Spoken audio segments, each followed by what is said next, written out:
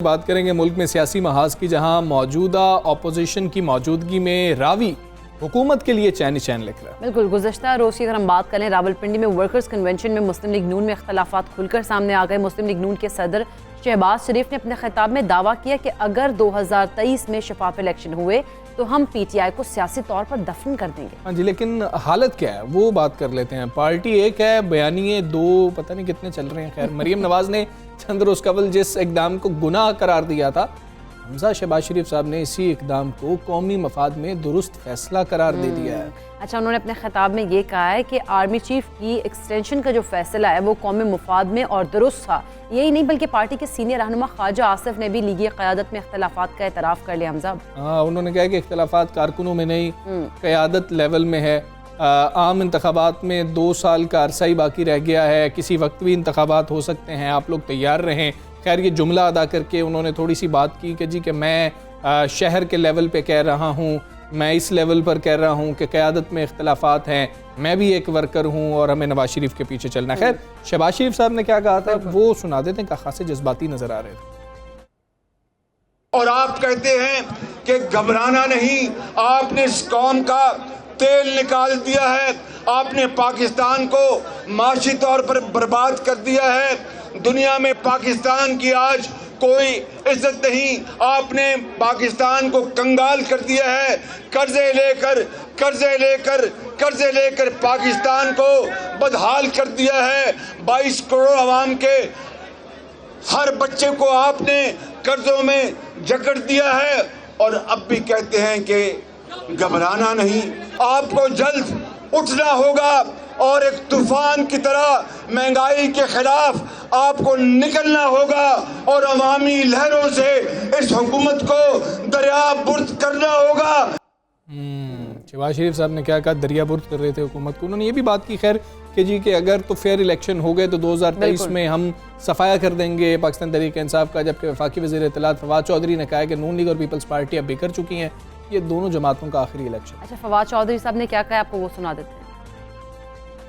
Election commission से भी मामला जो है वो बेहतरी की तरफ गामजान है। मुझे उम्मीद है कि इलेक्शन कमीशन में हमारा कोई जाती ज़ाहिर झगड़ा नहीं है। अब अगर हम शहबाज शरीफ से पूछें कि अगला चेयरमैन नैब क्या होना चाहिए, तो ये तो ऐसे ही है कि हम चोर से पूछें कि आपका तफ्तीशी कौन होगा। नून लीग और पीपल्स पार्टी मुकम्मल तौर पर बिखर गई। आप देख रहे हैं कि नून लीग और पीपल्स पार्टी के तो टिकट लेने वाले लोग नहीं। पीपल्स पार्टी को पंजाब में अभी जब बिलावल साहब साउथ पंजाब गए हैं, उन्होंने वहाँ पे लोगों को 5-5 करोड़ रुपया ऑफर किया है कि हमारे टिकट के ऊपर आप इलेक्शन लड़ेंगे तो हम पैसे देंगे। इनके पास तो कैंडिडेट ही नहीं है। नून लीग के पास शहबाज शरीफ साहब जो हैं और मरियम नवाज हैं और बाकी लोग हैं, ये सारे हर हफ्ता टॉस करते हैं, क्या इस हफ्ते ये लीडरशिप होगा, फिर अगले हफ्ते दूसरा लीडर होगा। ये पार्टियां तो बिल्कुल टूटी हुई बिखरी हुई हैं।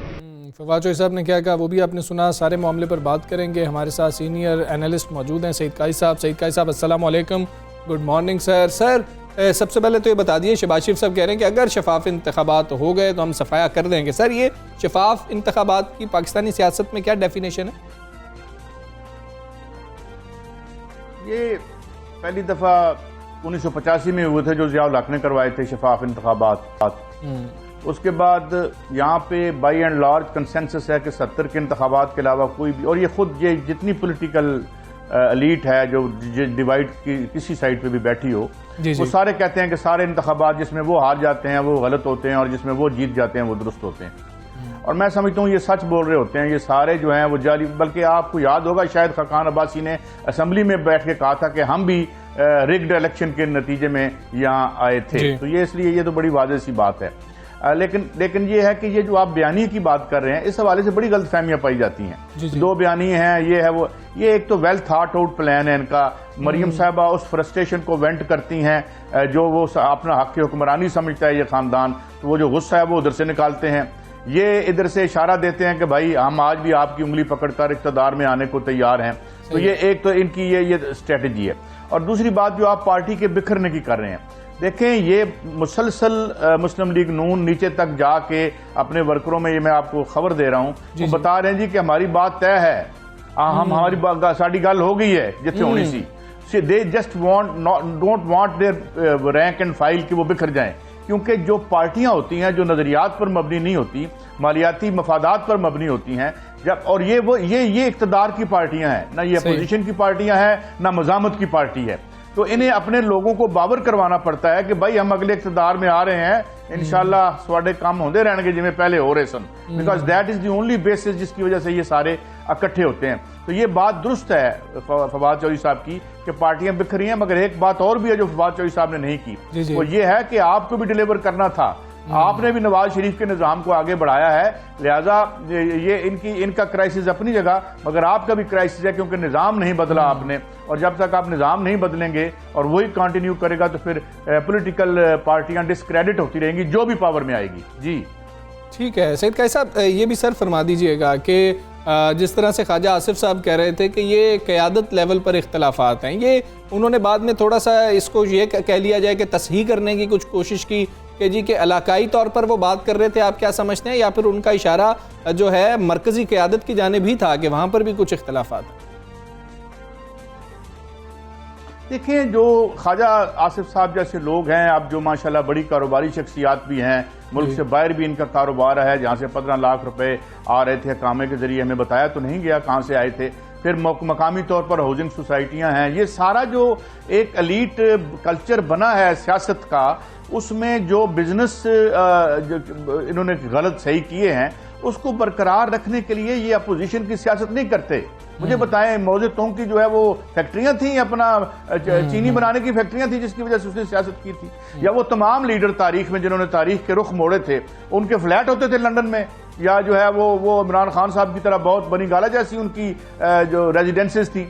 तो बात यह है कि जो सियासत है, जो तब्दीली की सियासत, ये स्टेटस को की सियासत है, और ये ऊपर इसलिए है कि नीचे चूंकि अवाम से रिश्ते कटे हुए हैं, नीचे बिरादरी की इलेक्टेबल्स की सियासत चली गई है, पार्टी वोट नहीं रहा, लोगों के जाती वोट हैं, और वो जो है जो वो देखते हैं कि हवा किधर की चल रही है, अगर हवा एस्टैब्लिशमेंट की रुख इस तरफ है तो वो उधर के टिकट ले लेते हैं। तो ये एक अजीब एक ठहराव का अहद है, मगर ये अहद रुकेगा नहीं, ये अहद भी टूटेगा, क्योंकि नीचे जो लोगों के मसाइल हैं वो बड़े जेनून हैं, वाइल ऊपर जो पॉलिटिकल अशराफिया है उसका कोई लेना देना नहीं रह गया अवाम के आम आदमी से, क्योंकि वो किसी और दुनिया में रहते हैं, क्योंकि जो मोहल्लात पर मबनी हाउसिंग सोसाइटियों में नीचे की आवाज नहीं जाती कि आम आदमी कैसे जिंदगी बसर कर रहे हैं। तो मेरे ख्याल में इधर भी देखना चाहिए मुस्लिम पीटीआई को, अगर वो आगे बढ़ना चाहते हैं। जी अच्छा सर, अगले इंतखाबात में क्या देख रहे हैं? अगर नून लीग और पीपल्स पार्टी बिखरी हुई है, फवाद चौधरी के बयान के मुताबिक भी, तो तहरीक इंसाफ की जो कारकर्दगी रही है 3 साल की, आप समझते हैं कि अगले इलेक्शन में वो कुछ कर सकते हैं?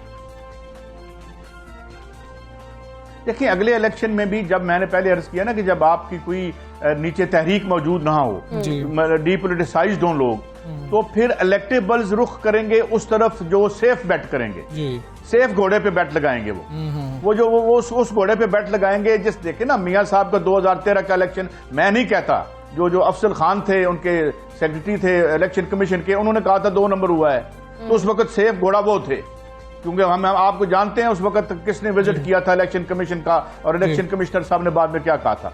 तो अगला जो इलेक्शन आएगा वो आपकी जितनी अशराफिया है, जो MNAs के टिकट लेने वाले और टिकट के जो उम्मीदवार हैं, वो सेफ बेट देखेंगे।